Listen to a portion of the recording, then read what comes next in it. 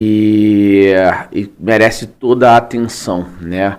Porque ali se tratava de um vereador com 5 mandatos, com um pai ainda deputado estadual no Rio de Janeiro, que atualmente está em campanha para um novo mandato, e com envolvimento político muito grande, até com o atual governo do estado do Rio de Janeiro, do qual tentou, né, de diversas formas, de atrapalhar as investigações ou de que até não houvesse investigações, né? Então, assim, a gente vive isso o tempo todo, esse amplo laço político da família do Jairo, até hoje ele é bem vivo, né, para tentar atrapalhar o caso. E se não fosse Leniel, a parte da imprensa, o apoio total da imprensa do Brasil, o excelente trabalho da Polícia Civil do Estado do Rio de Janeiro e atualmente do Ministério Público do Rio de Janeiro, todo esse compromisso, talvez Monique e Jairo hoje já estariam aí passeando, se divertindo, e o Jairo talvez aí em campanha agora aí para um novo mandato. Então, relembrando um pouco, né, do que aconteceu, eu me separei, como você falou, fui casado com Monique aí de 2012 a 2020, né? Nós nos separamos ali final de setembro, começo de outubro, mas efetivamente saí lá da casa em começo de outubro, e depois, né, a gente acaba descobrindo que Monique, como foi falado, ela mesma falou em sede policial, ela já estava tendo um relacionamento com o Jairo, que é fruto ali, né, e disso acabou findando a nossa relação. E além de tudo que veio da pandemia, eu acabei sendo estatística, o nosso casamento é um fruto da estatística da pandemia, assim como outros relacionamentos, outros casais se separaram. E ali, mais ou menos no começo de outubro, Monique vai morar, né, numa casa que eu construí no fundo do quintal, né, no fundo, né, era um quintal muito grande, a casa lá é da rua Boiobi, número 838, em Bangu. Era um quintal grande, onde moravam os pais dela, e tinha um espaço, né, no fundo, que eu construí uma casa que seria mais ou menos um ambiente seguro se tudo desse errado.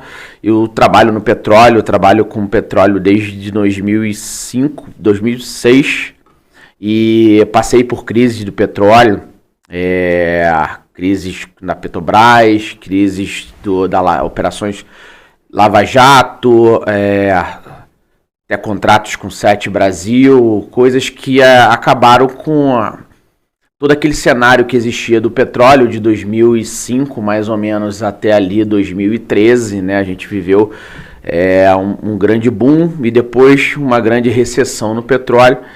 E ali eu construí uma casa mais ou menos em 2015, né, no fundo do quintal, pra gente que, se tudo desse errado, ali seria um porto seguro para Monique, para o meu filho, ou teria um lar próximo dos pais dela. Monique trabalhava muito próximo dessa casa, então assim, seria mais fácil ela ir para o trabalho e para essa casa. E ali a gente passou algumas noites, passamos alguns dias, passamos até semana ali naquela casa, e até próximo dos pais dela, em algumas vezes, ou quando a gente estava fora do Rio, moramos fora do Rio. O Rio foi feito, né, foi gerado no Espírito Santo, mais precisamente em Aracruz. Lembro como se fosse hoje, foi 7 de setembro de 2015. Rio nasceu em 3 de maio de 2016, 9 meses depois. E ali foi numa já começo de crise do petróleo. Eu trabalhava numa empresa, fui demitido. E aí eu fui trabalhar numa outra empresa, tive que ir para trabalhar no Espírito Santo. Lá nós montamos uma casa. E ali fizemos de lar. O Henrique também nasceu. Monique preferiu fazer toda a gestação no Rio de Janeiro. Até pelo apoio, melhor apoio, né, de hospitais e tudo, né, naquele ano. E também passamos por uma gestação um pouco complicada.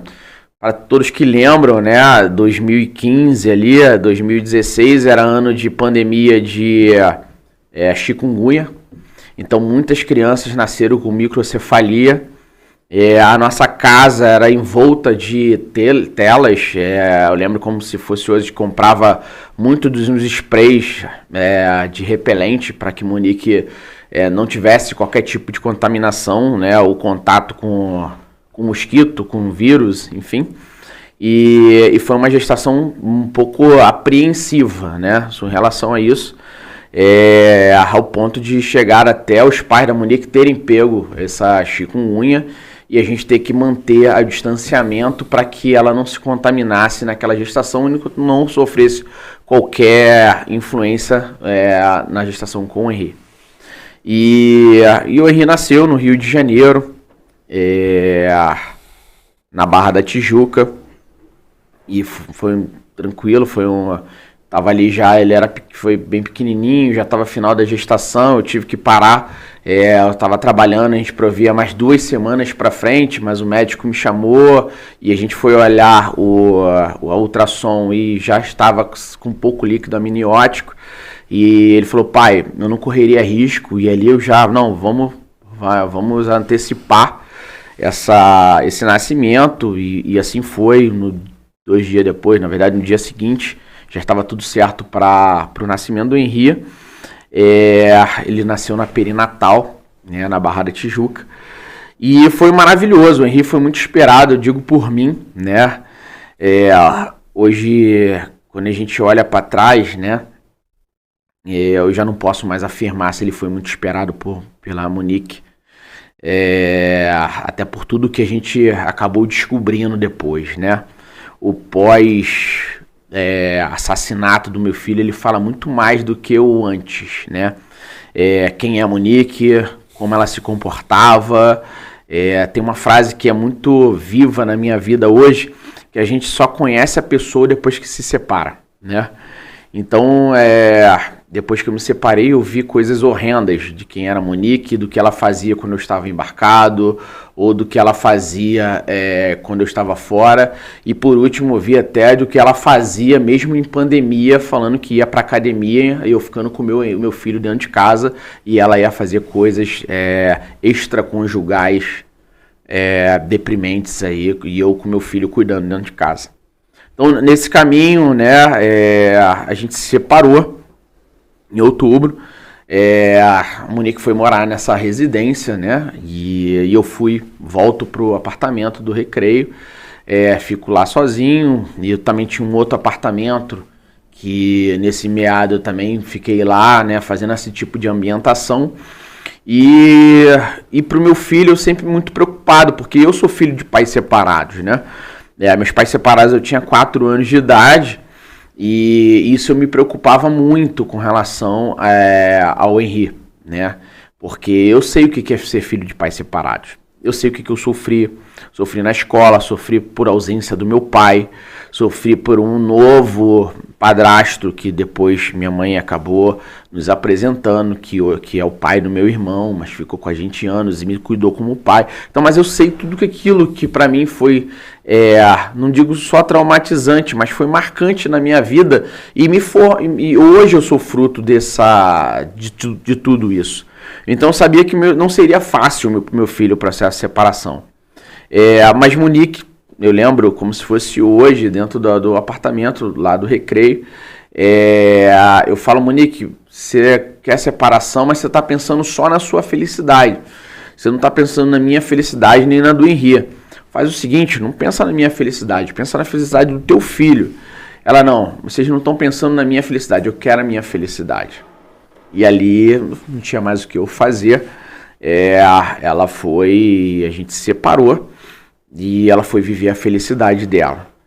E o meu filho, né, naquele intervalo ali entre outubro e começo de janeiro, né, quando, na verdade, segunda quinzena de janeiro, quando eu vou lá buscar o meu filho nesse apartamento, lá no Majestic, que a Monique me manda o endereço, foram meses ali que a Monique estava falando que tinha problemas com a mãe dela, não estava se adaptando para de conviver com a mãe, que a mãe era uma pessoa muito difícil de se conviver. Então, assim, para ela não estava legal a convivência lá, morando com a mãe, que iria procurar uma nova casa para morar com o Henri. Eu falei assim, Monique, mas está sendo muito prematuro, muito recente, acabamos de separar, como é que você vai buscar uma nova casa? Ah, não tá legal. Ponto, foi só esse dia que ela me falou, e depois não falou mais nada. Depois teve um feriado, acho que em novembro, uma amiga minha me manda uns prints de foto de Monique na rede social dela, tendo relacionamento já com Jairo, mas pra mim era um namorado, era um cara, não sabia quem era aquele cara. Eu só fui conhecer Jairo efetivamente na segunda quinzena de janeiro, quando eu pergunto pra Monique, né, onde eu iria pegar o meu filho, e ela fala que me dá um endereço do Majestic, no Cidade Jardim, e eu falei, poxa, que lugar é esse, né? Mas não questionei muito, assim como eu não abria para ela entrar na minha vida, né? A gente sabe como é que é um processo de separação, enfim. Eu não queria muito que ela entrasse na minha vida, assim como eu não estava entrando na vida dela pessoal, né?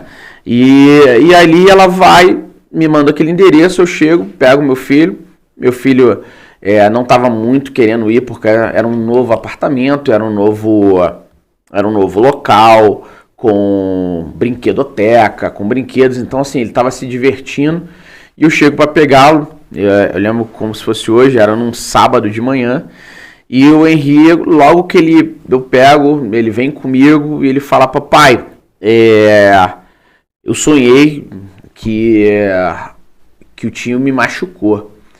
Aí eu falei assim, como assim, filho? Que tio é esse? Você sonhou? Mas quem foi? Você sonhou? Papai, eu não sei. Eu falei assim, mas como assim? Não, a mamãe falou que é sonho. Eu falei, sonho? Que tio é esse? Papai vai falar com a mamãe. Aí eu ligo pra Monique. Falei, Monique, que tio é esse? O Henri falou que o tio machucou, e a alusão que o meu filho falou de machucar era de abraço forte. Aí a Monique falou assim, Leniel, o Henri sonhou com isso, não teve nada. Eu falei assim, Monique, olha só, mas quem é esse tio? Ah, você não sabe, é o Jairo. Aí, fazendo relação àquelas fotos, eu falei assim, não sei quem é Jairo. Eu falei, olha só, quando eu chegar aí, eu quero falar com esse tio e a gente vai conversar. E ali, eu fiquei com meu filho. Quando eu fui entregá-lo, né, eu falei, Monique, eu quero falar com esse tio. E ela fala assim, tá bom, aí chama o Jairo, ele desce. Eu falo assim, o que tá acontecendo? Meu filho falou que você tá dando um abraço forte. Aí ele fala assim, foi até bem educado. Não tem abraço nenhum, ele que pede abraço. Na verdade, o Henrique pede abraço. Eu falei assim, olha só, fraco nem forte, eu não quero que dê abraço nenhum. Ele falou, não, pode deixar. Eu falei, agora uma outra coisa, Monique. Isso é pra vocês dois agora. O Henrique também falou de que vocês estão deixando ele sozinho. Não, mas ninguém deixa ele sozinho, a Monique não sai de perto dele, ele não, mas eu não deixo sozinho. Eu falei assim, a babá foi contratada para não deixar ele sozinho em nenhum momento. O processo de separação foi consensual, então tudo que ela pediu eu dei. Eu pagava 20% do meu salário, metade do salário da babá, mas o plano de saúde era comigo. E ali eu falo assim, tivemos aquela conversa, não foi nenhuma discussão, mas eu fui incisivo que se tivesse qualquer coisa, a gente iria conversar diferente. Importante frisar, Alonso, o seguinte, que ficou provado no processo que dias antes do homicídio, o Jairo ele torturava o Henri. No dia 2, no dia 12 e ao final do mês de fevereiro daquele ano. Tudo isso ficou provado por meio de prova testemunhal. A babá do Henri, no primeiro momento, ao ser ouvida na delegacia, ela negou os fatos. Posteriormente, com a prisão do Jairo e da Monique, ela ficou tranquila em trazer a verdade desses 3 episódios de tortura. E ela relatou minuciosamente o que acontecia. O Jairo ele levava o menino para o quarto com a presença da babá ali na casa e torturava o Henri. Batia na cabeça, a chamada moca, dava rasteira no menino. O menino ele tinha muito medo do Jairo. Tem relatos de que ele saía do quarto agarrando a babá, pedindo ajuda para a babá, e a babá ligava para Monique. Monique, o Jairo está torturando o Henri. Monique, o Jairo está agredindo o Henri. E a Monique nada fez. Então é muito importante, Leniel, não te interrompendo, mas só para trazer o contexto que antes do homicídio, a Monique ela teve ciência plena do que acontecia com o Henri. Existe até mesmo um vídeo onde o Henri ele sai do quarto, depois de ser cruelmente agredido pelo Jairo, sai mancando, machucado. A babá envia esse vídeo para Monique. E ela nada fez. Então o Leniel, na verdade, ele não teve sequer a oportunidade de auxiliar o filho. Justamente por conta da omissão da Monique. E a Monique, na verdade, ela camuflava essas ações do Jairo. Né? Então, apenas para contextualizarmos essa questão. E outras testemunhas também presenciaram a conversa da Monique com a babá. Então a babá, ela ligava para a Monique que estava no salão de cabeleireiro, as testemunhas ali vendo tudo aquilo que estava acontecendo, e a Monique ela continuava ali sem qualquer preocupação com o filho. Né? Então é muito interessante contextualizarmos toda essa questão. Né? Num primeiro momento, a Monique ela se portou como defensora do Jairo. Eles fizeram de tudo, mas de tudo, Alonso, para tentar impedir que o corpo do Henri fosse enviado para o IML. Existem provas robustas nos autos também nesse sentido. Tanto Monique quanto Jairo, eles tinham medo do IML, porque eles sabiam que de uma certa forma, em algum momento, iriam descobrir aquilo que eles fizeram naquela fatidicamente. Sim. É épico para mim, né? A quarta-feira, além desses casos que a gente só fica sabendo após, né? Com as investigações, hoje a gente sabe pelos depoimentos também, mas tá lá nas mídias, nas conversas da Monique com a babá, da babá com a Monique, da Monique com a família, da babá com o namorado. Da babá com o namorado, com o pai, com tudo isso que é analisado, a gente acaba vendo, né, quem era a Monique e como ela estava reagindo, deixando o filho dela naquele ambiente de agressão, né, com as finalidades de alimentar o sadismo do Jairo e com a finalidade dela de se beneficiar financeiramente, né. Mas é épico para mim, a quarta-feira antes do meu filho falecer, meu filho tinha um celular, celular era meu, eu dei para ele, né, na separação, justamente para eu conseguir ligar com meu filho, e eu conseguia ligar para o Henri, falar com ele até a ida para esse apartamento. A partir dali, ligava, não me atendia, eu falava, Monique, o que está acontecendo? É que ele não quer atender. E às vezes que ele me ligava, sempre se olhar as gravações, tem alguém atrás tentando falar, fala com o papai, fala isso. Entendeu? Muito direcionado. E hoje, né, nessa quarta-feira, eu ligo pro meu filho, era mais ou menos umas 11h30 da manhã, era meu horário de almoço, eu estava em Macaé, no estado do Rio, e quando eu faço a chamada de vídeo, meu filho tá com face de choro, eu falei, filho, o que tá acontecendo? Ah, papai, eu não quero mais ir para casa da mamãe. Aí eu sou mais incisivo, mas filho, o que aconteceu? Ah, o tio me machucou. E eu falo assim, como é que é, filho? O tio te machucou. E aí estava do lado a avó e a babá, a Tainá. A avó Rosângela. Eu falo, dona Rosângela, só tá vendo aí que não é coisa da minha cabeça? Porque até então o Monique estava falando que eu estava fazendo, que aquilo tudo era fruto do final de semana que ele passava comigo.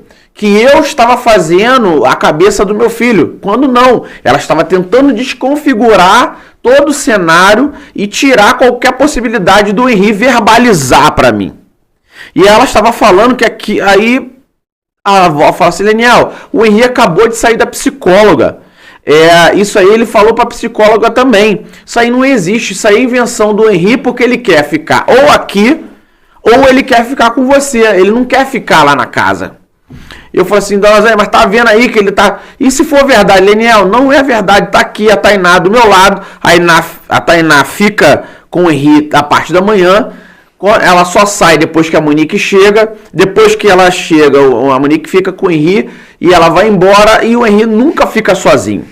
Eu falei assim, dona Rosângela, então tá bom, então se não tá acontecendo nada, eu vou conversar com o Monique. Não deu meia hora, meu telefone liga, mais ou menos meia-dia, quem me liga? Monique. E a Monique, Leniel, eu queria te dar um feedback de como foi a psicóloga hoje. Para mim, muito estranho, porque ela nunca me deu feedback de como foi a psicóloga. Na verdade, a primeira sessão eu fiquei implorando para que me desse feedback, na segunda sessão também.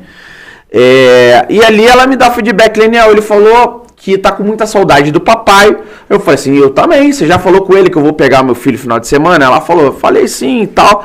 Mas uma coisa que ele falou, Leniel, é que o tio machucou. Eu falei, pois é, Monique, se eu queria falar com você. Ele acabou de falar isso comigo ali, que eu liguei pra ele. Aí ela, Leniel, mas eu nem entrei na casa da minha mãe, nem sabia que ele falou. Que hoje a gente sabe que é uma grande mentira. Mas eu queria te dar feedback que ele falou isso na psicóloga, mas isso não existe.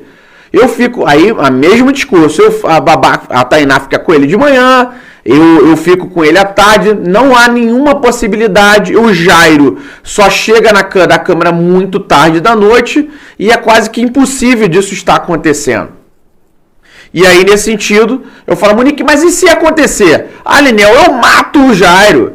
Eu mato se ele fizer um negócio desse. E, inclusive, depois ela em rede nacional, ela fala a mesma coisa, mas a gente sabe que era uma grande mentira. Então, a Monique tirou ali qualquer possibilidade de eu defender meu filho, né?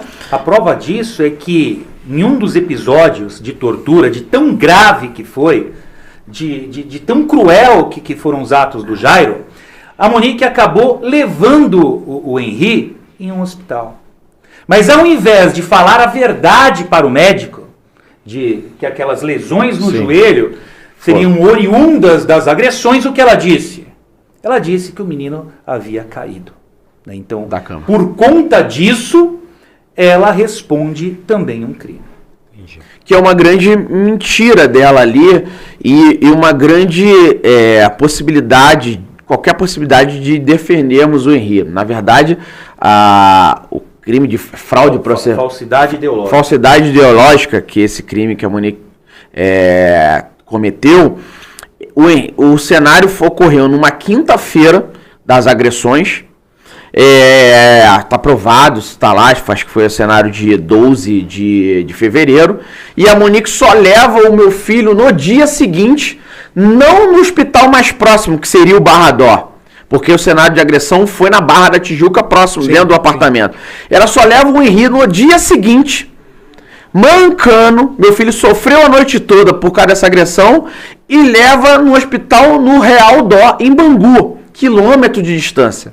Próximo ao apartamento, à casa da mãe, justamente para falar de que aquilo não aconteceu naquele apartamento. Aquilo tinha acontecido em Bangu. E ela fala para mim, Leniel, o Henri caiu da cama em Bangu.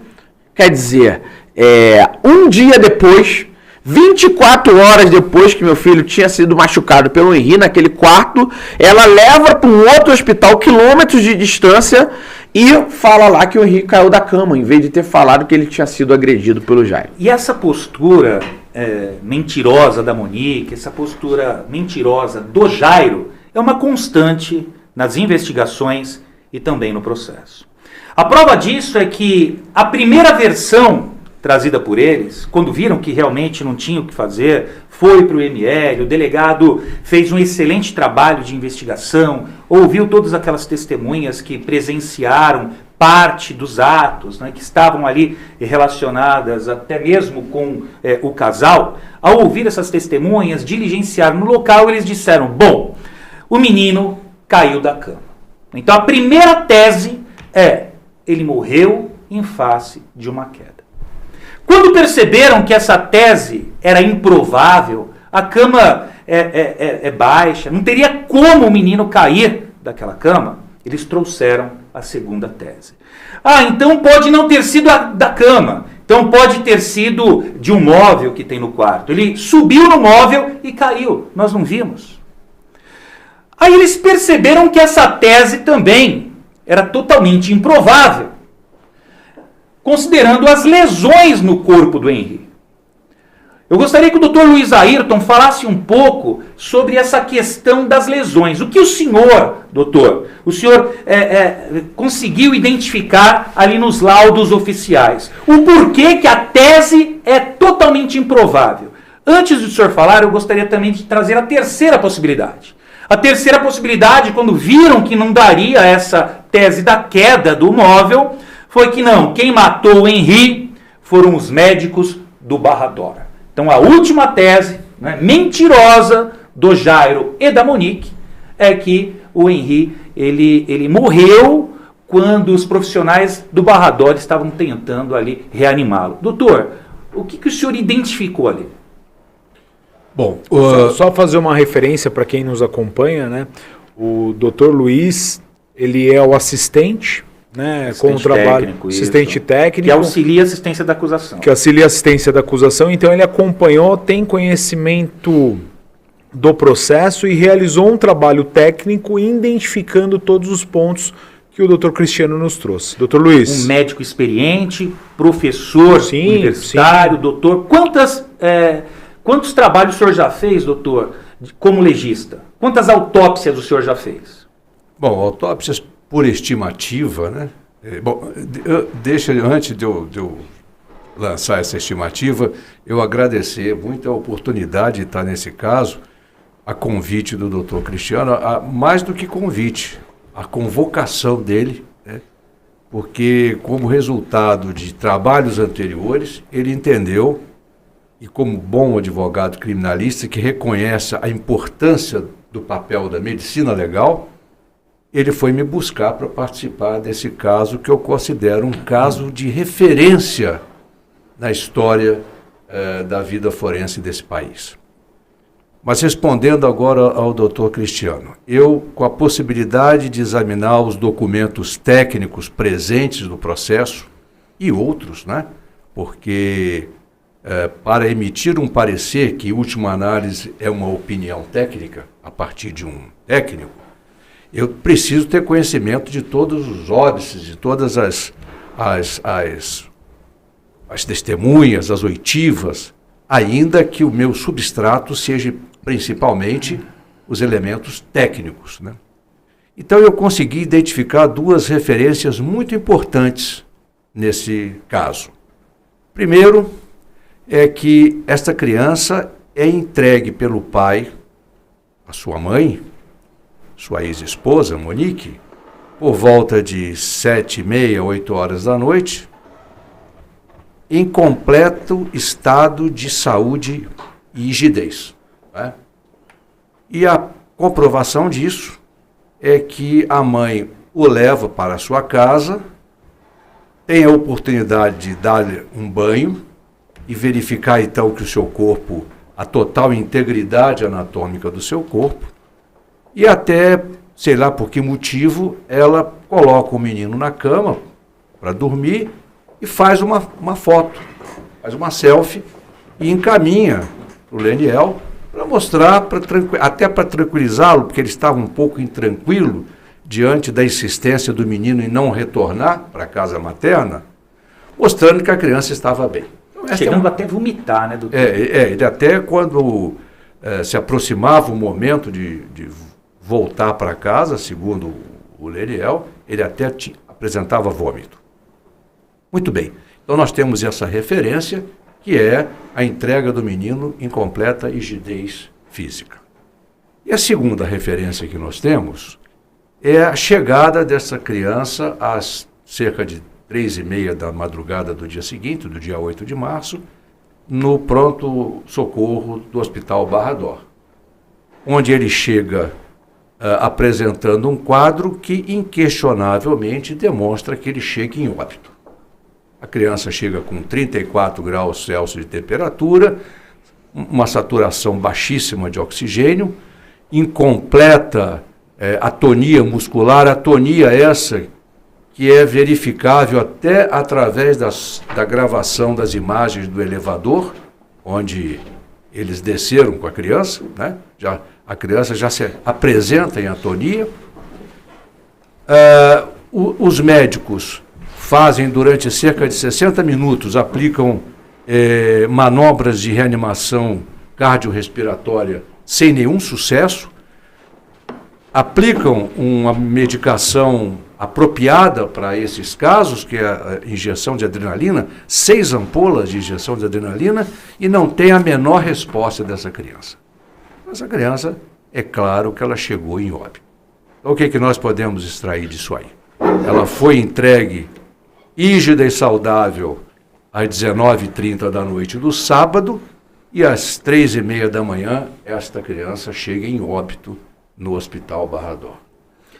Esta morte, avaliada pelos parâmetros, as médicas tiveram dificuldade na intubação da criança e acreditaram naquele momento, né, de estresse do atendimento, que fosse um trismo mandibular.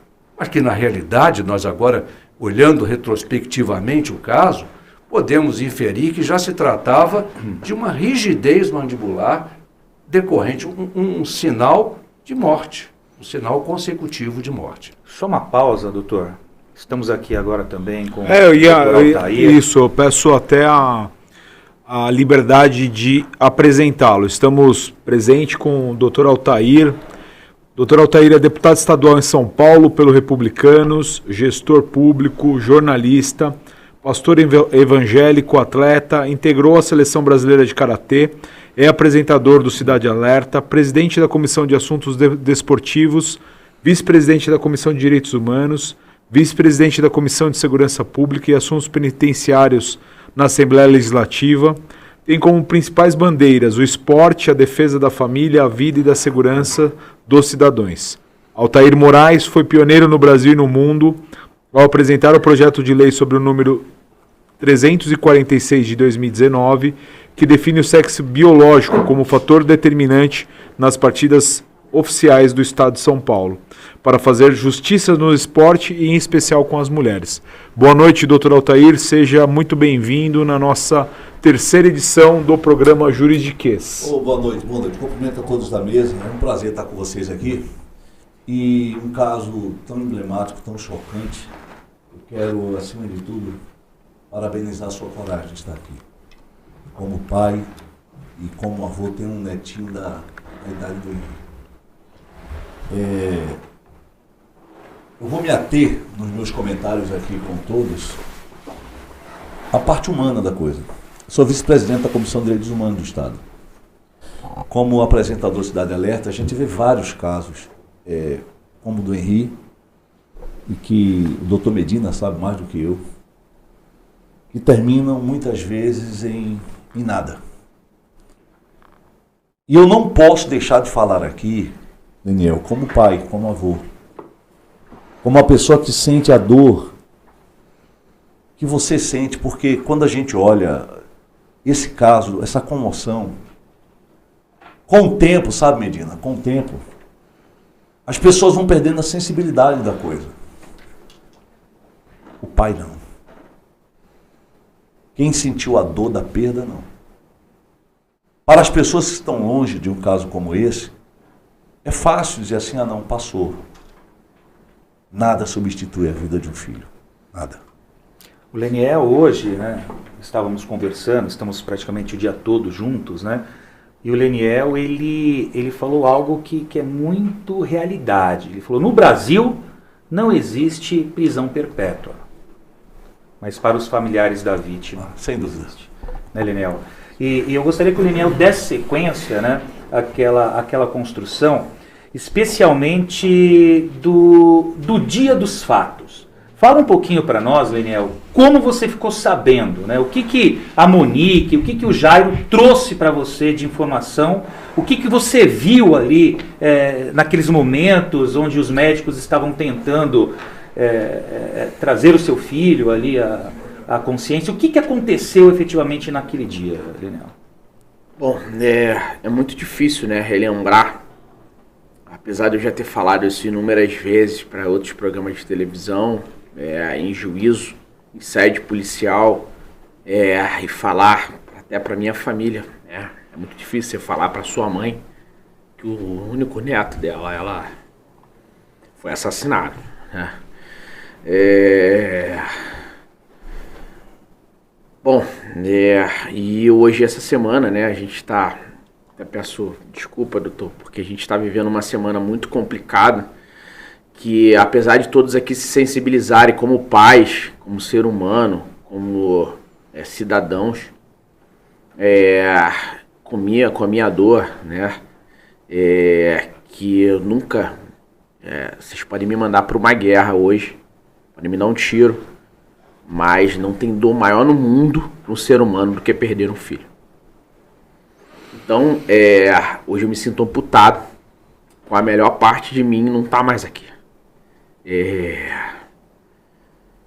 Eu daria tudo que eu tenho, tudo que eu conquistei, 38 anos de vida, de conquista, de luta, de trabalho árduo, acordando de madrugada e voltando tarde da noite para casa. Eu daria tudo por mais um abraço do meu filho. Tudo.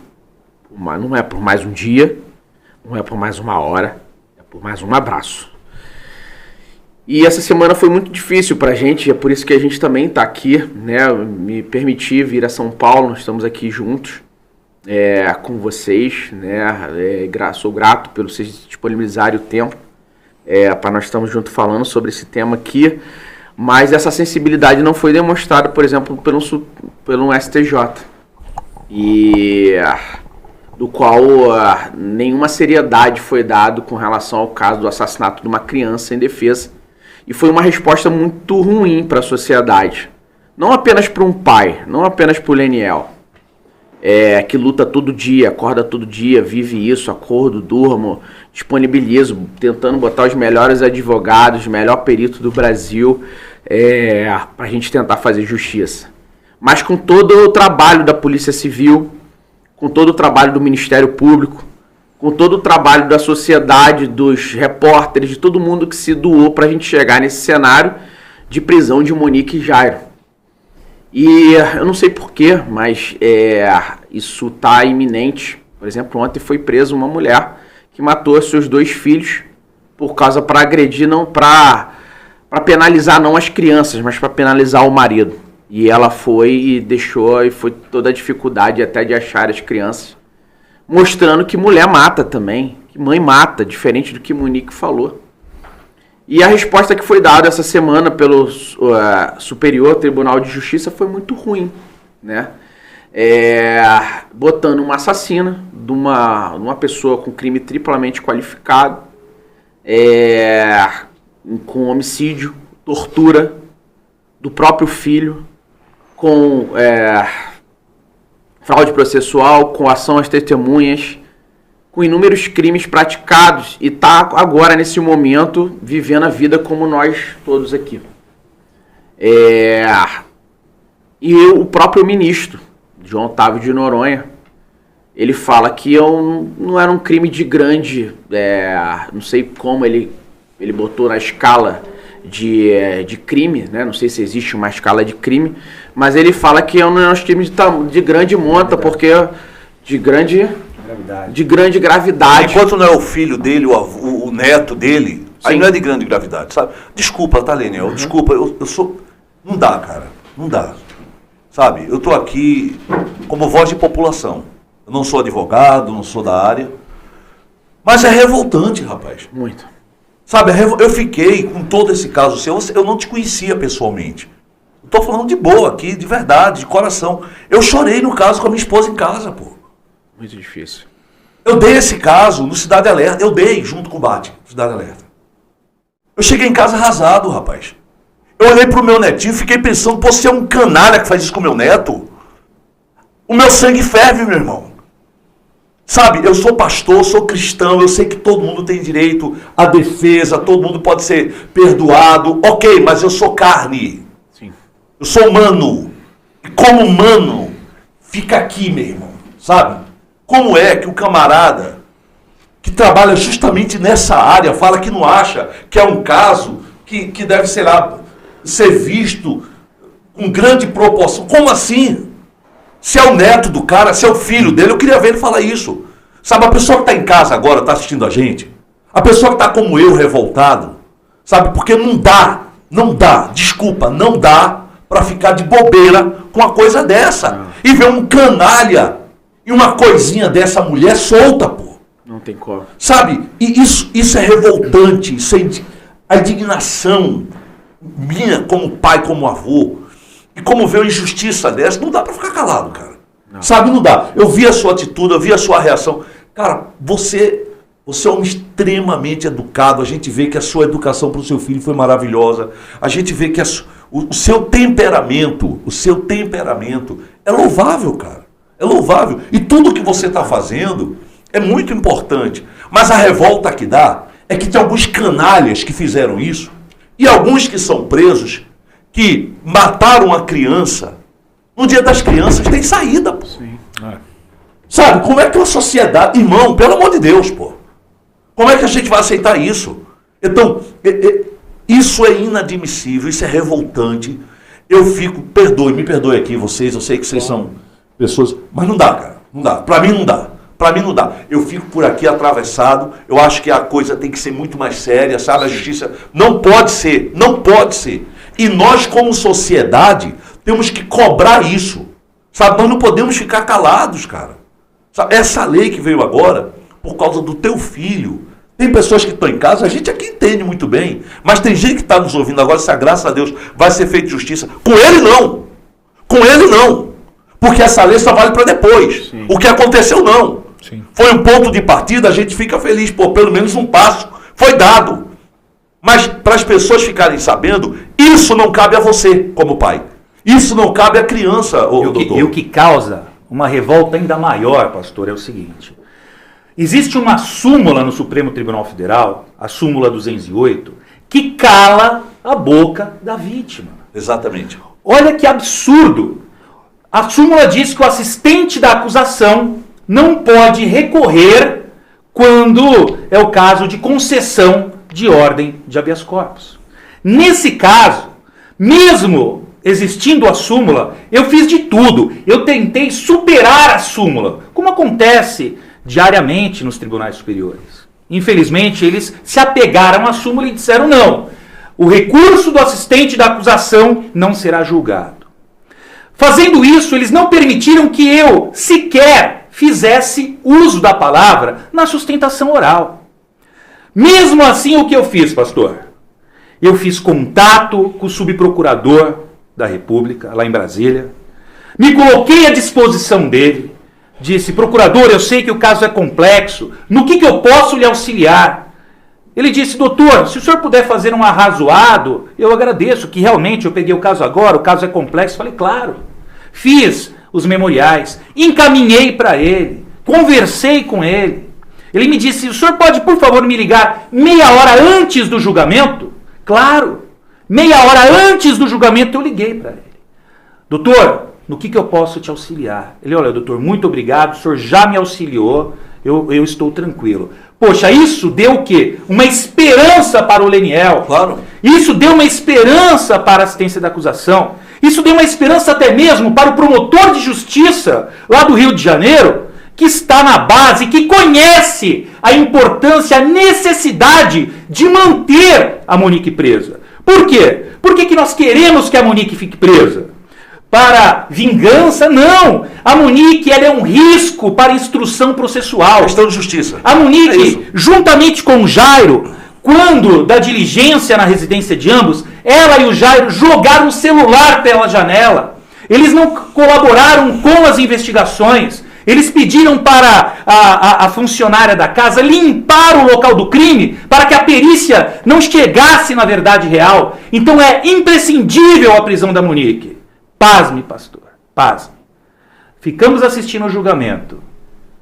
O relator disse que, no entendimento dele, na semana passada eles teriam soltado uma pessoa num crime muito mais grave que esse, então ele entendia que a Monique não precisava ficar presa.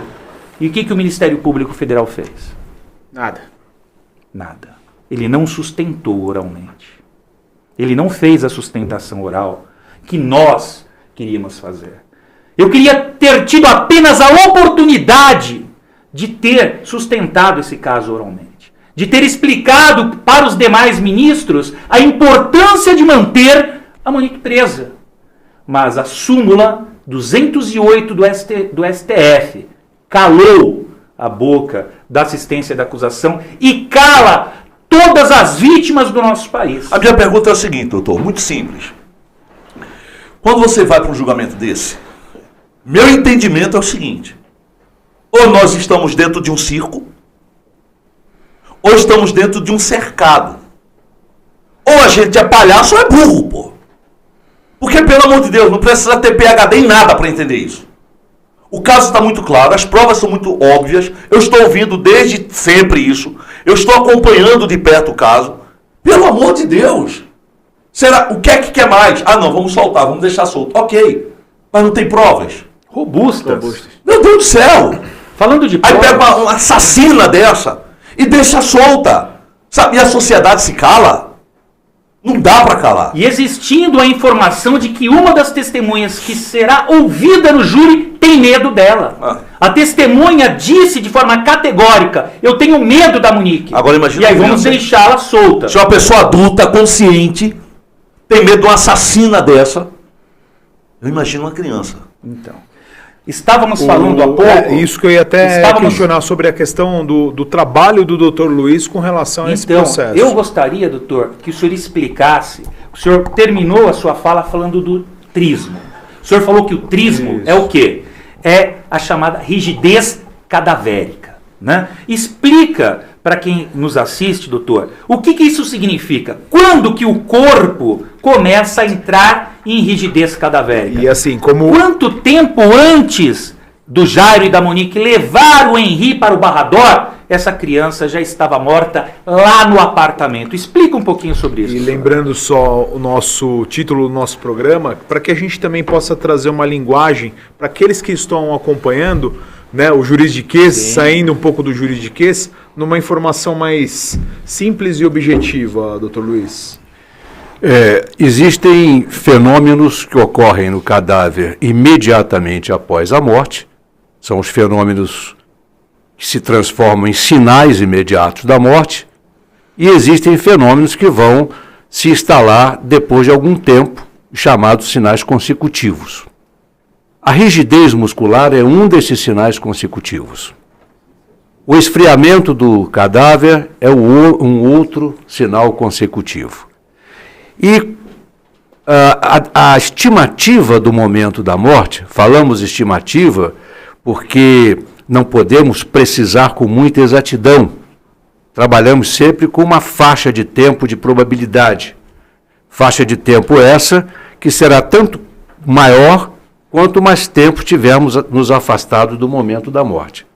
Para este caso, consultando a experiência de autores consagrados na literatura médico-legal, não só do Brasil, mas internacional, nós podemos estimar com razoável segurança que este óbito tenha ocorrido entre 2 a 4 horas antes da chegada ao hospital. Então eles simularam que estavam tentando socorrer a criança, porque a criança já havia sido agredida e morta, segundo a experiência do senhor, 2 ou 3 horas antes de levar para o Barrador. É isso, doutor? Isso, de 2 a 4 horas antes. Um outro ponto de extrema importância, que eu gostaria que o senhor deixasse claro para todos que nos assistem aqui, é a questão da lesão interna, né? Explica um pouquinho a causa mortis, o que efetivamente levou o Henri à morte, a chamada laceração hepática. Bom, o exame feito no IML do Rio de Janeiro, o exame médico-legal, ele pode ter tido algumas falhas técnicas, mas são falhas muito pequenas e de forma nenhuma invalidam as conclusões que o médico perito chegou, né? E ele relata com bastante transparência traumatismos em diversos segmentos do corpo do menino, né? Na cabeça, por exemplo, no crânio, ele com bastante segurança descreve 3 áreas de contusão no couro cabeludo que só podem ser resultado de 3 agentes agindo independente em momentos independentes. Ou seja, essa criança recebeu pelo menos 3 traumatismos contundentes na cabeça. Só uma observação. Primeira tese dos réus. O menino chegou em casa lesionado. Isso foi descartado porque, naquela noite, a Monique mandou uma fotografia para o Leniel do menino sorrindo na cama. E deu banho, Deu banho nele. E ela fala de que o Henri está bem, tá lá. Temos isso registrado no WhatsApp. Então, a primeira tese já foi descartada. No processo. No processo. Segunda tese. O Henri caiu da cama. Primeira pergunta que eu faço ao senhor. É possível, segundo essas lesões que o senhor identificou, é possível que o Henri tenha caído da cama? Não, de forma nenhuma. Por que não, doutor? Não, primeiro porque na cabeça o perito descreve 3 lesões, uma independente da outra. Lesões essas, diga-se passagem, que tiveram uma repercussão no encéfalo, no cérebro, né? Ele descreve com alguma riqueza as características do edema cerebral que ele encontrou, que só se justificam nesse caso em função das lesões traumáticas. A laceração hepática poderia ter sido causada não, de forma nenhuma. Aliás, com relação a isso, foi feita uma excelente perícia de criminalística que avaliou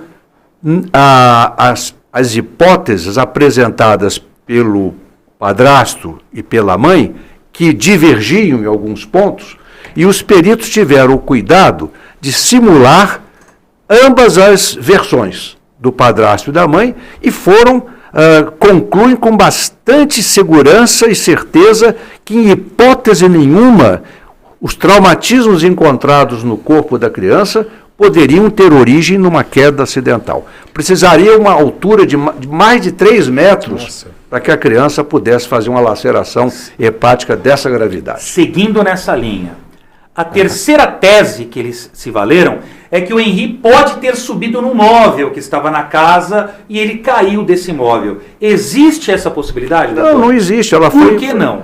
Porque mesmo a altura deste móvel não seria suficiente. A energia desta queda não seria suficiente para produzir lesão desta monta. Eles mesmos abandonaram essa tese. E seria compatível com as lesões na cabeça? Também não. Por que não? Porque as lesões são em 3 regiões diferentes.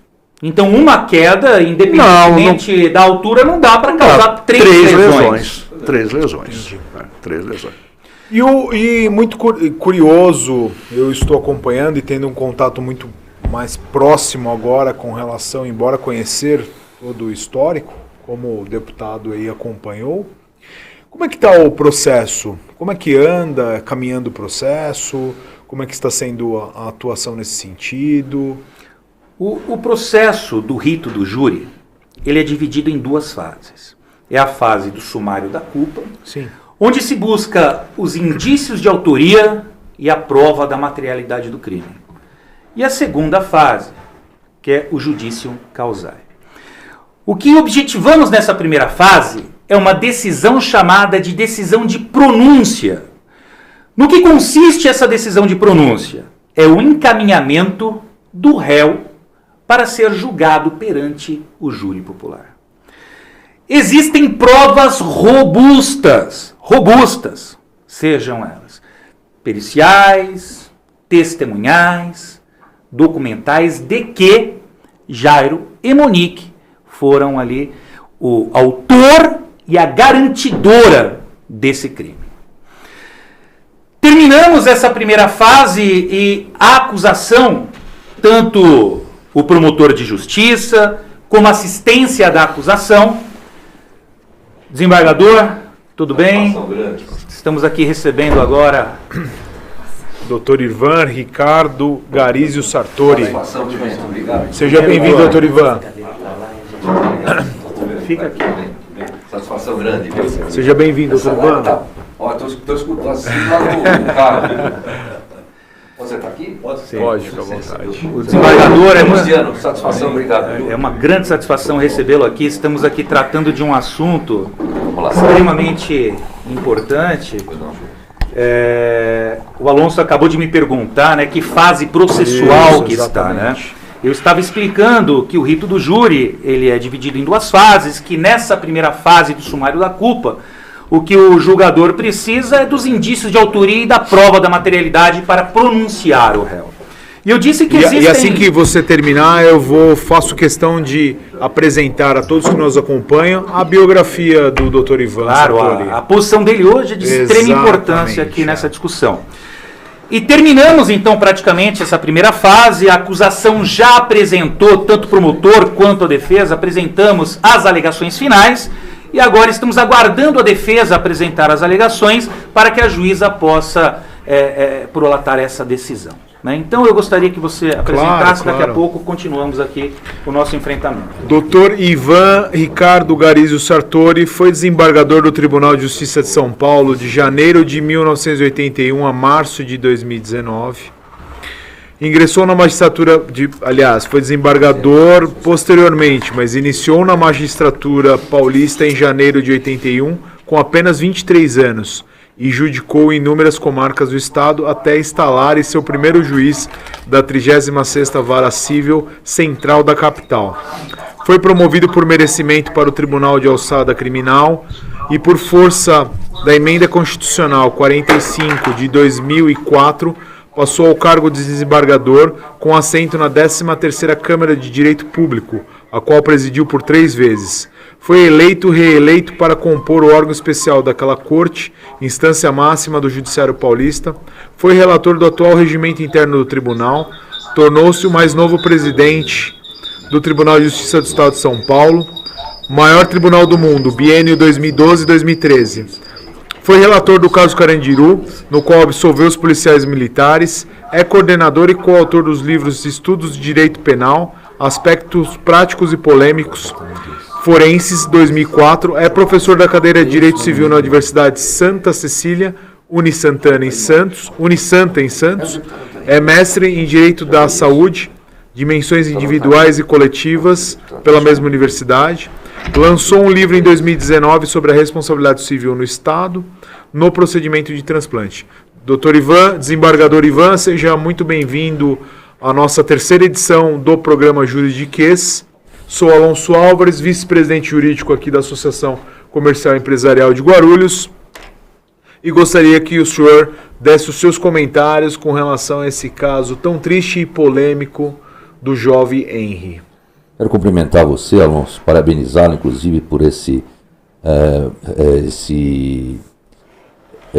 programa, que é um programa espetacular que você tem feito aqui, né? Esse podcast. Cumprimentar também o meu querido Cristiano Medeiros, advogado, um baluarte aqui do direito. Cumprimentar o nosso querido deputado Altair Lopes, que é uma pessoa também muito conhecida, que a gente tem aí visto que tem feito um trabalho excelente. Me solidarizar e cumprimentar esse guerreiro que é o Liniel, né, que tem feito um trabalho aí incansável para poder resgatar essa situação que a gente vê, inclusive em prol da sociedade, para que isso não mais aconteça. A nossa solidariedade e a tristeza por todos nós, a tristeza é muito grande por tudo que você passou. Também cumprimentar o nosso médico legista aqui, querido, né, Dr. Dr. Ayrton, que tem feito um trabalho excelente, e dizer o seguinte: olha, que nós temos aí um problema sério, porque hoje a efetividade da condenação não existe no Brasil. Essa é uma coisa que eu estou defendendo, né, doutor Ayrton? Que eu estou defendendo aqui. Por quê? Porque nós não temos a estrutura final desse processo de persecução penal e de execução. Qual é a estrutura final? É o sistema carcerário. Nós temos um sistema carcerário completamente falido, que não faz frente à demanda, um sistema que realmente não cumpre o seu papel. Você sabe que todo o sistema carcerário está nas mãos dos estados. A União não se mete nisso. A União, ela só tem algumas poucas vagas aí de segurança máxima, não chega aí meia dúzia de vagas, mil vagas ou 1.000 e poucas vagas.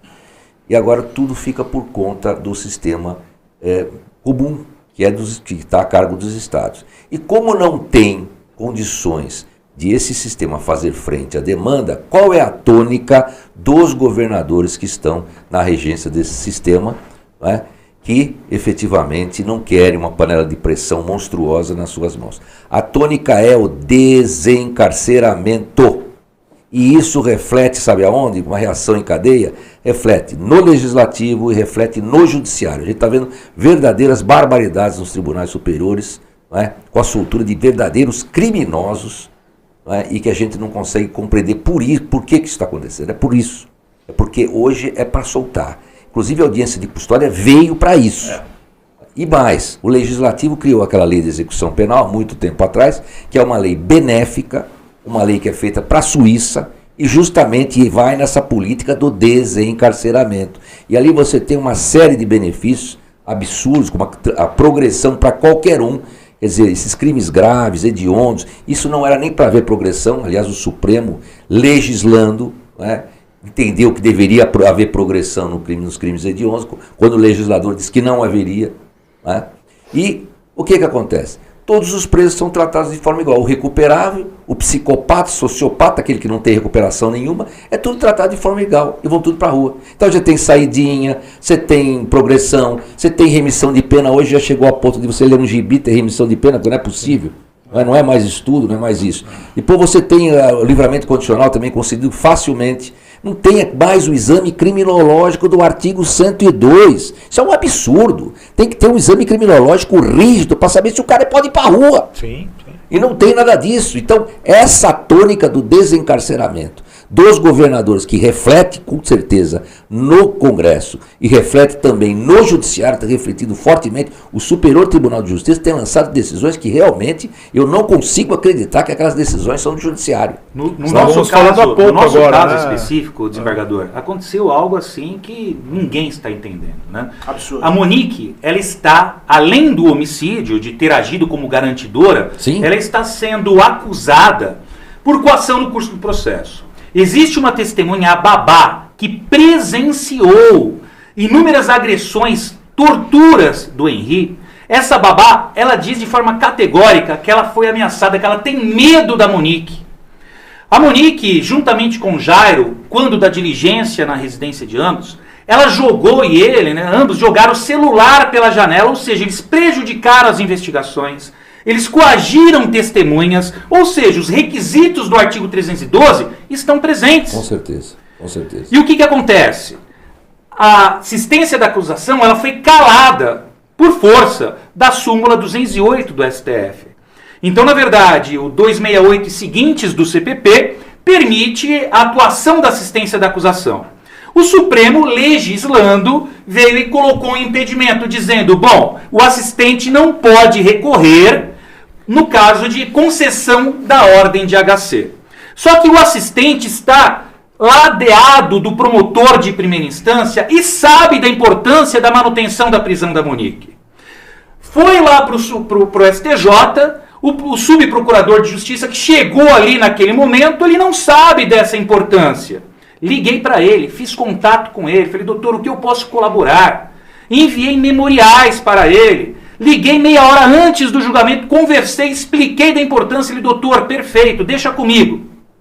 O que aconteceu? Nenhuma palavra. Não sustentou oralmente. Bom, então, a súmula calou a boca da assistência da acusação e o MP nada disse. Fez. Mas o que acontece é o seguinte, o senhor pensa? Eu penso só o seguinte, isso é um verdadeiro absurdo, mesmo porque o artigo 311 já mudou. E já disse que o assistente pode fazer recorrer, o assistente pode pedir a prisão preventiva. Essa súmula, aliás, a doutrina, e muita gente já tem jurisprudência, que já não vigora mais. Concordo. Essa súmula 208 não existe mais, diante da modificação do artigo 311.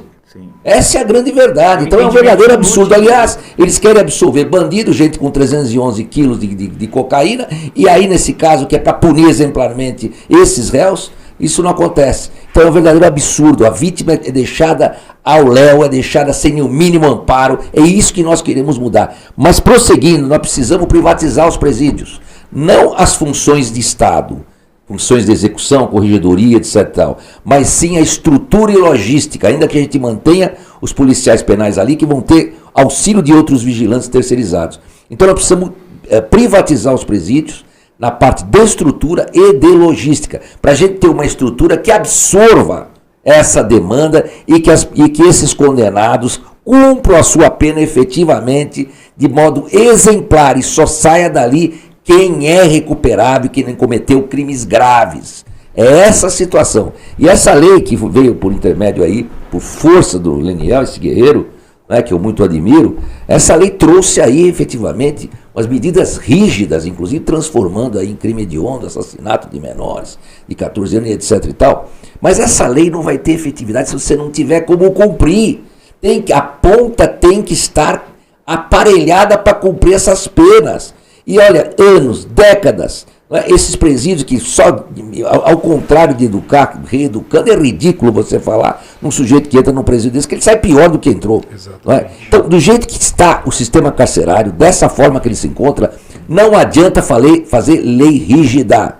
Não adianta, porque eles vão encontrar as portas abertas enquanto tiver esse sistema, enquanto os governadores e essa reação em cadeia de legislativo e do judiciário e for para frente com o desencarceramento, tanto que a audiência de custódia foi criada justamente para isso, a pedido dos governadores, que ninguém aguenta essas panelas de pressão que eles têm aí, que são os presídios, que não recupera ninguém. Aliás, a pessoa é jogada lá como lixo humano, se ela é recuperável, ela passa a não ser recuperável, a pessoa se revolta. Então é isso que nós precisamos mudar. Agora, é lamentável o tratamento que esse processo vem sendo recebido do judiciário. Revoltante.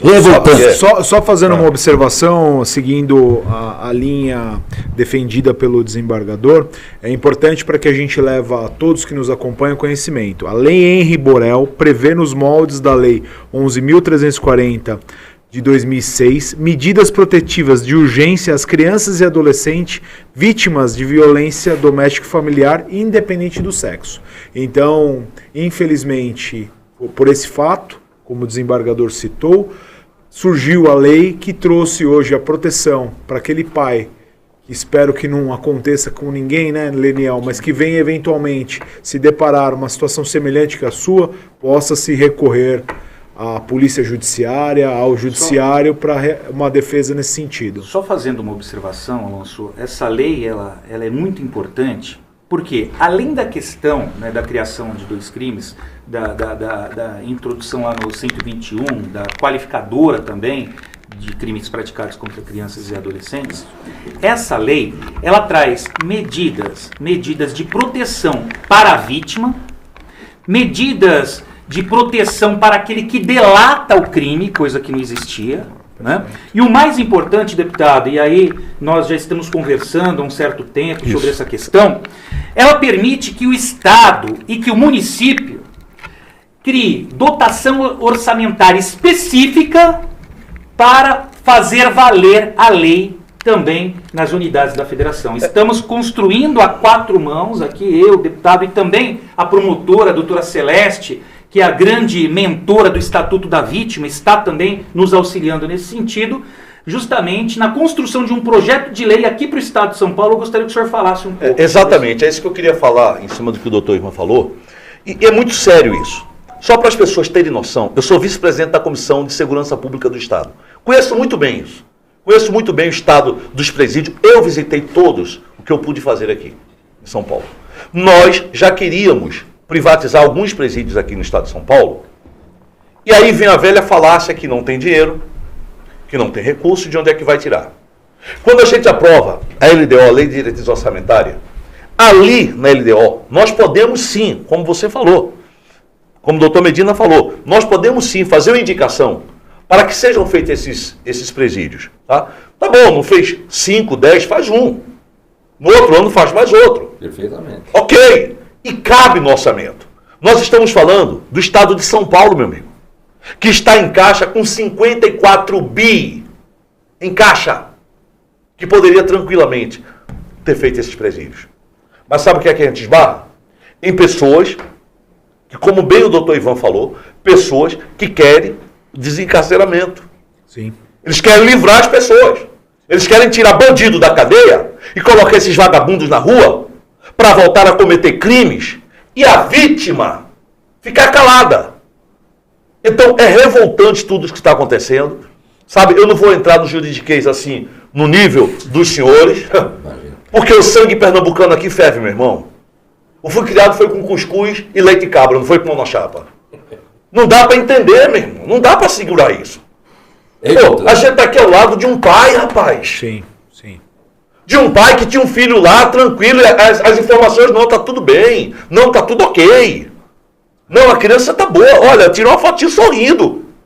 Tira a foto da criança sorrindo, depois a criança tá morta. Tá morta. E gera uma preocupação, né, deputado? Como o senhor citou, eu também sou pai de 2 crianças, um de 8 e um de 9 anos, e tenho uma situação que eu sou separado, né? Então eu tenho uma guarda alternada e gera sim uma preocupação. Quando a gente acompanha esse histórico, que é realmente comovente, e nós como pai, o senhor como citou, como avô, gera efetivamente uma preocupação e queremos sim uma efetividade do judiciário. E as pessoas contamos que haja mudança nesse sentido para que o judiciário seja eficiente. E é importante pontuar uma coisa, sabe? Aqui do outro lado, do lado humano, é importante pontuar isso. As pessoas têm que ficar muito ligadas nas crianças. Exatamente. Sabe, essa percepção tem que ter.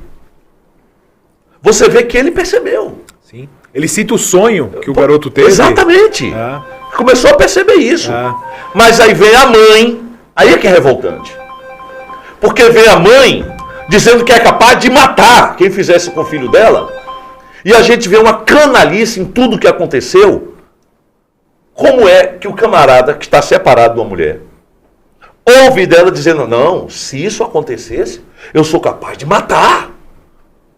Humanamente falando, a gente até diz, poxa, é mesmo, é uma mãe. Entra no emocional. Sim. Não é verdade, Lênin? Entra no emocional. A gente tem mãe, né? A gente tem mãe. Referência, né? A referência, pô, realmente, minha mãe. É a mãe, né? Minha mãe jamais faria isso comigo. Quem está separado, quando a mulher ou a criança está realmente na guarda de um de outro, vamos dizer assim, geralmente é compartilhada, né? Sim. Mas na guarda compartilhada, a gente fica preocupado quando o ex-cônjuge, o pai ou a mãe, passam a ter uma outra relação. Sim. Né? Como é que vai ser isso? Será que essa pessoa vai tratar bem o nosso filho? Como é que vai ser essa situação? A gente está sempre preocupado, né? A gente passa por isso. E, infelizmente, vejo o que aconteceu ali. Né? Só que agora, 24 horas por pois dia lá, tem... entendeu? Você tem que confiar. É uma relação de confiança, até porque você já vem com um relacionamento e aquela pessoa ali, além de ser mãe, ela tem um comportamento, pelo menos o mínimo que a gente espera como ser humano. Foi uma surpresa muito grande. Total. Como chegou até você essa informação? O que você viu ali na hora, Linel? Fala um pouco para nós sobre isso. Bom, Qual a primeira versão que eles trouxeram? Quando eu chego no hospital, primeiro, na verdade, meu telefone toca, eram 4h20 da manhã, estava indo para trabalhar, saindo de madrugada, como fazia toda segunda-feira. Monique sabia que eu saía esse é o horário que eu estava há 3 anos saindo para esse horário.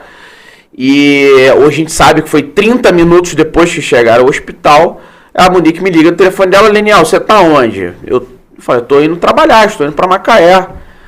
Vem pro Barradó porque o Henri tá com dificuldade de respirar. Naquele mesmo momento, o Jairo pega o telefone, irmão, você tá onde? Eu falei, estou indo trabalhar, estou indo para Macaé. Vem pro Barradó porque o Henri está em parada cardíaca. Então já muda o discurso, né? Um fala em dificuldade de respirar e ele fala em parada cardíaca. Já estava morto há 2 ou 3 horas. De 2 a 4 horas, na verdade, né? Hoje que a análise, não sei se posso estar errado, doutor, mas é entre meia-noite e 1h da manhã que o Henri mais ou menos faleceu, né? 2 a 4 horas antes das 3h30. Então, de 1h30 às 23h30. Então, entre 23h30 e 1h30 da manhã foi que o meu filho faleceu. E aqueles 2 ficaram dentro daquele apartamento tentando criar um cenário do que iria acontecer.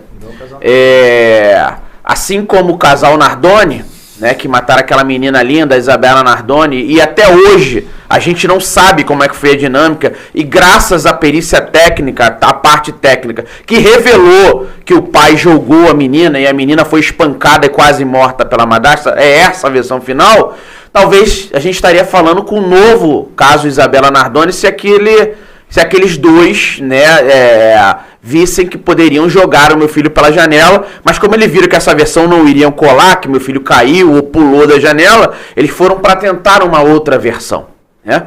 Então eu chego naquele hospital e vejo meu filho lindo, horas antes, lindo, que eu entrego ele saudável, rígido, respirando, vejo meu filho pelado na maca, com os médicos tentando ressuscitar meu filho todo inchado, cheio de marcas. E ali eu pergunto, Monique, o que aconteceu? O Jairo, o que aconteceu? E a Monique fala, eu acordei e fui ver como é que tava o Henri, ele tava gelado. E eu falei, mas como assim? Não, o Jairo que me acordou. E ali eu pergunto, mas Jairo, como é que foi isso? Como é que você chegou lá para ver o Henri? Ah, não, o Henri fez um barulho. E aí eu pensei comigo, mas que barulho é esse? Não, eu falei, mas que barulho? Ele, um barulho que o Henri sempre faz. Aí eu pensei comigo, mas o Henri não faz barulho nenhum à noite. Você não estava acreditando, né? Não, ali já estava situando, né? Ali já tinha um sinal amarelo muito grande, porque o Jairo foi me apresentado como médico, né? E aí eu pergunto, mas o que vocês fizeram? Como é que vocês chegaram aqui? Ah, não, eu vim fazendo, a Monique veio fazendo a respiração boca a boca e eu vim dirigindo. Assim, cara, mas 10 anos com essa mulher, eu nunca vi ela fazer uma manobra de primeiro socorro. E ele médico. O Jairo é médico, então na minha cabeça era o seguinte, era o inverso. Era pra Monique vir dirigindo e o Jairo fazendo o primeiro socorro. E a gente vê chamado SAMU, que era mais normal, né? E a gente vê uma grande simulação, que quem olha as imagens do elevador, olha o Jairo fazendo uma manobra de ressuscitação que não existe. Aquela manobra não existe, ressuscitação. Eu tenho curso de primeiro socorro. Talvez todo mundo que tem uma carteira de motorista fez pelo menos o mínimo de primeiro socorro. Ele é um assassino sanguinário, um sujeito que merece uma pena pesada. Sim. E é lamentável que como a justiça está tratando esse caso. E nós temos que criar, eu estou aí como candidato, você sabe disso, não sei se eu posso falar aqui, candidato a deputado federal, 7007, e uma das coisas que eu quero fazer é criar o Estatuto da Vítima. A vítima tem que ter voz forte no processo. Nós estamos na comissão juntamente com a exatamente, doutora com a doutora Celeste. Então nós temos que criar isso, vamos estar juntos, viu, doutor Cristiano Medeiros? Vamos estar juntos nessa cruzada para criar o Estatuto da Vítima. A vítima porque, tem doutor, que ser a vítima está sendo calada no nosso país. No processo. E aqui a vítima não fala nada, ela não tem voz, ela é ninguém. Isso é um verdadeiro absurdo. O Estado toma conta das coisas, faz o que quer e a vítima não é ouvida e não tem a mínimo amparo, absolutamente nada. A vítima quer ver punição, quer ver esse pessoal punido exemplarmente. Toda a situação que a gente vê, tantas tristezas de tantas pessoas que passaram por esse tipo de problema, com crimes hediondos, crimes até difícil de acreditar, estupro de bebê, por exemplo. A gente chegou a pegar estupro de bebê, com morte de bebê. Quer dizer, uma coisa que isso a vítima tem que estar ativa. Sim. E você deveria ter voz nesse processo, voz forte, para recorrer em todas as instâncias. A resposta para a sociedade está sendo muito ruim, entendeu? Ontem acabamos de ver uma mãe matando 2 crianças e botando um lençol e o pai, isso não por causa das crianças, ela não foi fazer isso para afetar as crianças, ela foi para afetar o pai. Lembra da Fera da Penha, né? A famosa Fera da Penha, né? Sim. Lembra, doutor? Sim. E hoje estão calando as vítimas do nosso país.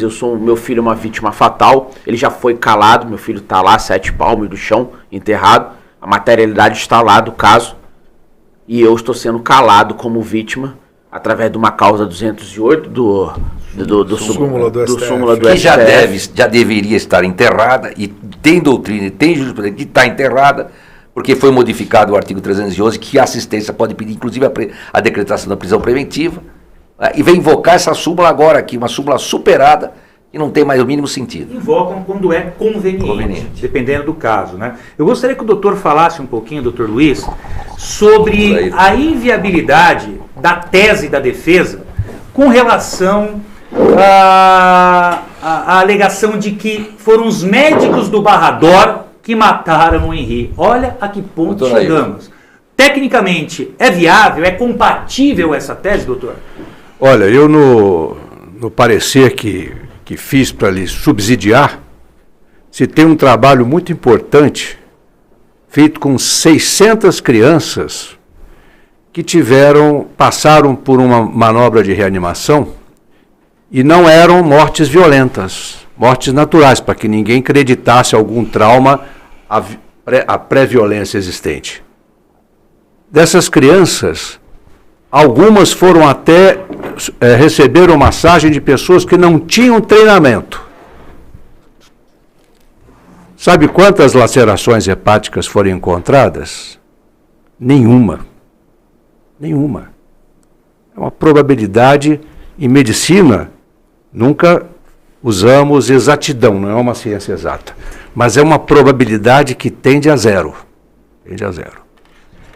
E, principalmente, uma rotura hepática com a hemorragia que produziu, ou seja, de grave, devido a um trauma de elevada energia, e acompanhada de outras lesões traumáticas, interessando a cabeça, o tórax, o abdômen e os membros.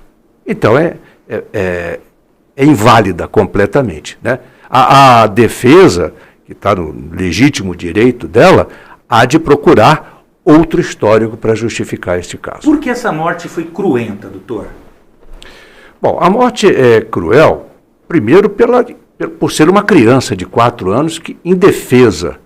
Uma criança de 4 anos não consegue nem se defender, nem se evadir, nem fugir da agressão, né? E mal consegue relatar, porque muitas vezes a criança, diante de um quadro de pressão por parte da mãe e do próprio padrasto, ela chega a se confundir se aquilo realmente aconteceu ou se foi um sonho que ela teve, que foi a versão que ela deu para o próprio. Essa laceração hepática, ela causa uma morte imediata ou a pessoa fica sofrendo durante um período até morrer? A pessoa sofre, porque a morte vai ocorrer em decorrência do volume de sangue extravasado para a cavidade peritoneal. Quer dizer, é um choque hemorrágico, é um choque circulatório de origem hemorrágica, que se instala durante o processo da hemorragia. Não é uma morte súbita, não é uma morte imediata, é uma morte agônica. É uma morte agônica. Deputado, eu gostaria que o senhor falasse um pouco sobre essa bandeira que o senhor está levantando, né, em criar esse projeto de lei em prol das vítimas, né, de atendimento das vítimas. A lei em rigor, ela permite isso, né, que o Estado ele crie programas que olhem para a vítima. Porque hoje você não vê nenhum programa voltado para a proteção das vítimas, né? A vítima, quando não ocorre o evento morte, ela fica muitas vezes com traumas eternos. E o Estado precisa olhar por elas. Eu sei que o senhor está aí com essa bandeira aí para a próxima, né, gestão. O que o senhor pensa, o que o senhor desenha com relação a esse projeto? A gente falou aqui, o doutor falou aqui sobre o Estatuto da Defesa das Vítimas, né? Nós já estamos trabalhando nisso aqui no Estado, o senhor sabe muito bem. Mas é importante a gente pontuar o seguinte: eu sou vice-presidente da Comissão de Direitos Humanos. Mas é uma coisa tão absurda na comissão, porque a cabeça das pessoas que estão na Comissão de Direitos Humanos é muito estranha. Eu digo porque eu já vi casos na Comissão de Direitos Humanos que eles querem dar mais direito para o bandido, para o assassino, do que para a vítima. Hoje, como vice-presidente da Comissão de Direitos Humanos, teve vários casos que eu pedi vistas, que eu bati de frente, que eu fui em cima. Peraí, o direito das vítimas. O direito é do bandido, o direito é do assassino. Então, é uma inversão de valores, doutor, que é um absurdo. É revoltante, da indignação violenta. Então, eu penso o seguinte: nós vamos trabalhar sim com o Estatuto para defender as vítimas aqui no Estado, mas é importante eu pontuar o seguinte: eu estou vindo aqui para a minha reeleição de deputado estadual e eu acho muito importante a gente pontuar isso. Não se conseguiu fazer absolutamente nada em 28 anos de governo aqui no Estado de São Paulo. Absolutamente nada. 28 anos de governo no Estado de São Paulo pelas vítimas. Já existem projetos nossos para defender as vítimas. Já existem projetos nossos para dar assistência médica, psicológica às vítimas. E simplesmente não passa. O governo não caneta. Por isso que eu estou lutando para tirar esse desgoverno que está há tanto tempo aí, e colocar pelo menos uma pessoa que eu acredito que é o Tarcísio de Freitas, com a cabeça boa, uma pessoa consciente, como nós estamos falando aqui, que sente a dor na pele de quem está sofrendo. Sabe, se tem uma coisa que a gente não está vendo, doutor Medina, nos direitos humanos, é a humanidade. Meu Deus do céu, está tirando, doutor Sartori, está tirando a humanidade. Deixa eu só pedir uma referência, nós temos aqui, até por questão técnica, temos aí mais 5 minutos, conforme a indicação do Michel. Eu sei que o tema é extremamente relevante, né, desembargador? Extremamente importante, as observações do nosso deputado Altair, do desembargador Ivan Sartori, do nosso médico legista, Dr. Luiz Ayrton, Dr. Cristiano Medina, mas nós temos aí o nosso tempo um pouco exíguo, né, Michel? Infelizmente. Posso dar mais uma pisadinha? Pode sim, por favor. A gente vê realmente que as coisas estão invertidas, né? Quer dizer, a vítima, ela é deixada completamente desamparada. Ó, Léo. E o bandido, o criminoso, tem todas as garantias possíveis. Então isso deixa a gente revoltado. A gente está vendo que a coisa caminha por um lado que realmente está completamente fora da ética, aquela da moral, frase do crime não compensa, da razoabilidade. Tá mudando, né, doutor? Evidentemente, o crime organizado já está mudando essa Você frase. veja, por exemplo, o caso do Carandiru. O caso do Carandiru, que falam que é massacre, Sim, não foi massacre. não foi. Aquilo é uma operação Lidman. Eu anulei os 5 júris dos policiais, porque a prova estava completamente contrária ao veredito. Era legítima defesa, obediência Exatamente. hierárquica. Inclusive, os presos avançaram com diversas ofensivas e armas. Né? Chega lá no STJ. Parabéns por isso. Eu estava acompanhando Obrigado. isso aí, estava lendo um dia desses. Chega lá, eu inclusive procurei Parabéns por absolver, isso, embora parabéns. não se possa absolver Isso. no júri, né, o tribunal não possa absolver no júri, porque Sim. o júri tem soberania, Sim, sim. eu estendi a absolvição de 3 policiais que estavam absolvidos, que tinham sido absolvidos. Eu podia estender pelo 580 do CPP. Perdi nessa parte, mas foi anulado. Foram anulados os júris. Policiais com penas de 540 anos, 400 e tantos anos, que deram um tiro. 70 anos que deu um tiro. Então o que acontece? O que acontece é que lá no STJ, eles restabeleceram todas as condenações.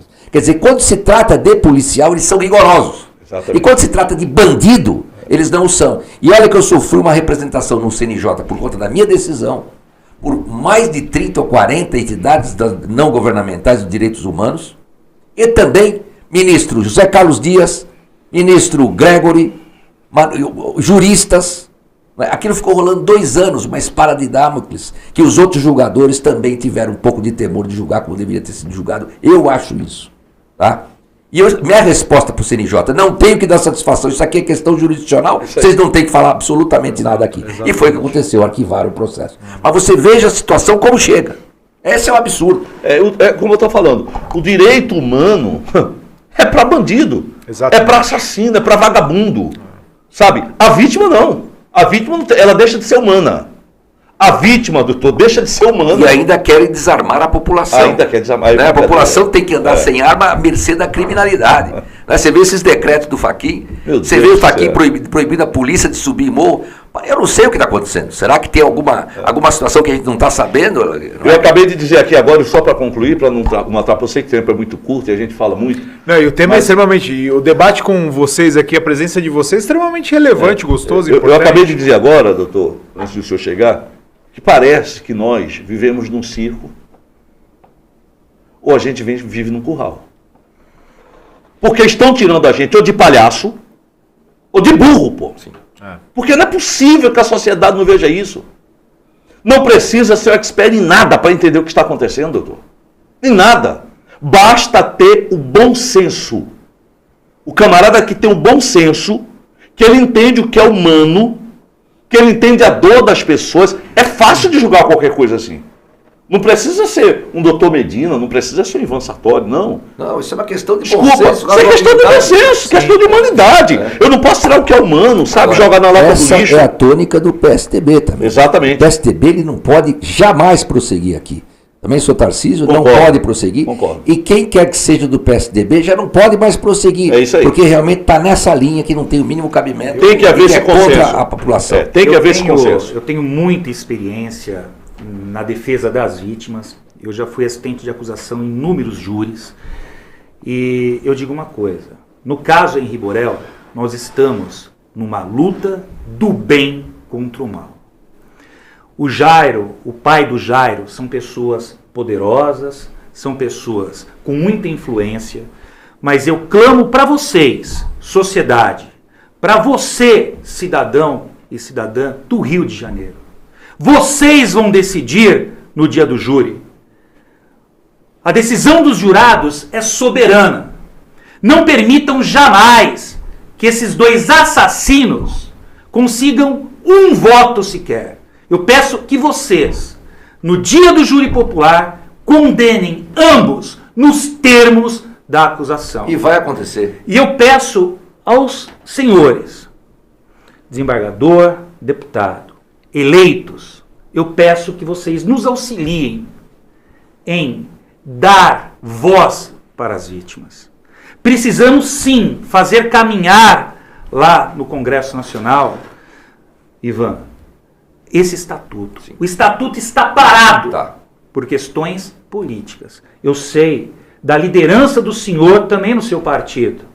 Eu peço que o senhor faça contato lá com os deputados do seu partido, que inclusive também votaram para que o processo fosse no regime de urgência. Né? Sim. Eu peço que o senhor também nos auxilie, pedindo para que coloque efetivamente esse Estatuto da Vítima para ser votado. Esse Estatuto ele não cria outras figuras, como muitas vezes acontece, né, o chamado direito penal simbólico, aquele direito penal que é criado para fazer de conta. Ele não está criando ali outros tipos penais, não. Ele está o quê? Criando situações de proteção da vítima.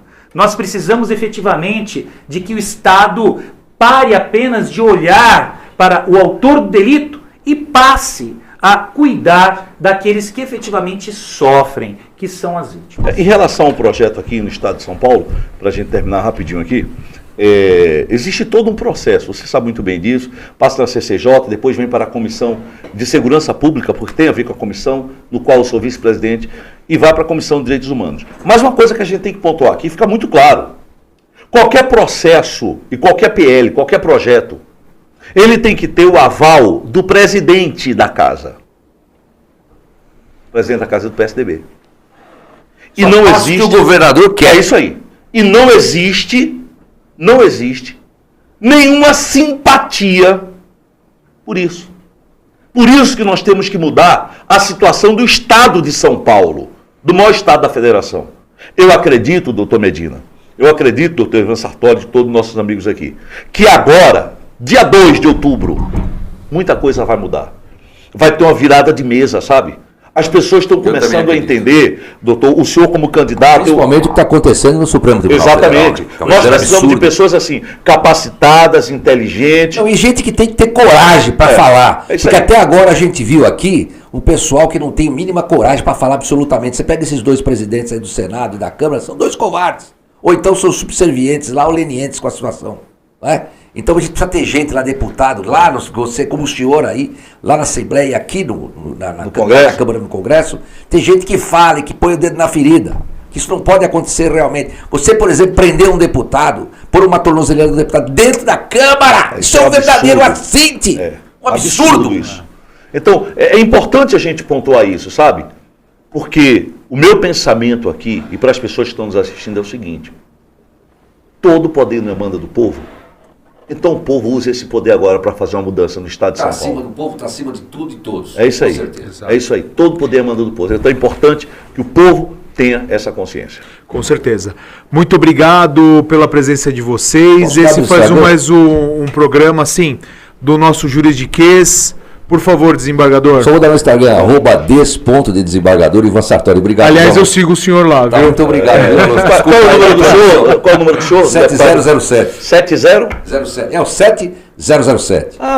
Sartori, Ivan Sartori. Com certeza. Muito obrigado, doutor Luiz. Obrigado, desembargador, que veio aqui, participou do nosso programa, fez as referências tão importantes sobre o tema. Deputado Altair, muito obrigado pela presença. É com muita alegria que a gente recebe todos vocês. Doutor Medina. Eu quero agradecer a Associação Comercial, na pessoa do seu presidente, Alonso, um grande amigo de longas datas, foi meu aluno no curso preparatório, hoje um excelente advogado. Muito obrigado, uma pessoa extremamente respeitada aqui no nosso município. E fazer também um agradecimento especial ao Carlos Jones, né, esse grande defensor aqui da Associação Nosso Comercial. Diretor, muito ativo. Nossa, Parabéns. eu falo para o Carlos que hoje ele praticamente abandonou o escritório e está aí quase que 24 horas levantando a bandeira da associação. E ele está ao lado do nosso coronel Flamarion, que foi uma grande força lá, uma das maiores forças Quero deixar da consignado Polícia aqui Militar. os meus sinceros agradecimentos a todos vocês. E Muito agradecer- obrigado pela oportunidade. E agradecer também, foi também um mérito seu, você que o trouxe, e o Leniel, que veio falar Sim. sobre um pouquinho o contexto efetivamente fático, né, do que infelizmente aconteceu com o Henry. Ele se ausentou um pouco porque ele está numa outra live. Exato, exato. Mas eu gostaria de registrar e o agradecimento da presença. E ao Michel, que deu todo o suporte pra gente. Muito obrigado, Michel. Parabéns. E mais uma vez, né? Estamos no programa Juridiquês, na 3ª edição da Associação Comercial. E quem quiser, sejam todos bem-vindos a participar conosco. Obrigado a todos. Quero agradecer também o jornal Guarulhos Hoje por ter permitido que compartilhássemos, né, essa live também nas redes sociais do jornal. Um grande abraço ao Luciano e a todos os integrantes do jornal. Alô, se me permite, eu quero só deixar um abraço para todos. Obrigado pelo convite, a todos que estão aqui na mesa, pessoas competentes, inteligentes, que passam com segurança e muito claro, sabe, o juridiquês para quem não entende muita coisa. Isso, não, o senhor Isso colaborou bastante isso comigo. É porque minha linguagem tá. Eu tô aqui, sabe? Você colaborou bastante. Quero você mais vezes aqui. É isso aí. Eu coloco no liquidificador Exato. e passo pro povo, entendeu? Exato. Comigo é mais E essa é fácil. a finalidade do programa. Né? Então, eu quero deixar um abraço para todos, obrigado. Eu sou o deputado Altair Moraes, estou vindo à reeleição agora, o meu número é 10333. O meu governador é o Tarcísio de Freitas. Eu também. Número 10, o nosso governador, Nosso governador. nosso presidente Bolsonaro 22. Então, Com gente, certeza. não erra não. São Paulo precisa mudar, sabe? Marcos Pontes, né? 222. Pois é, o 222, nosso Marcos Pontes. Então, São Paulo precisa mudar, São Paulo não pode ser mais uma locomotiva que está virando vagão. Negativo. São Paulo tem que avançar. Era meio coração, porque era 50% do PIB, hoje em dia é 32%. Tem que parar com isso, né, gente? A gente não vai andar para trás. São Paulo é um grande estado, precisa de um ótimo gestor. Obrigado, gente. Muito obrigado pela Boa noite, muito oportunidade. obrigado.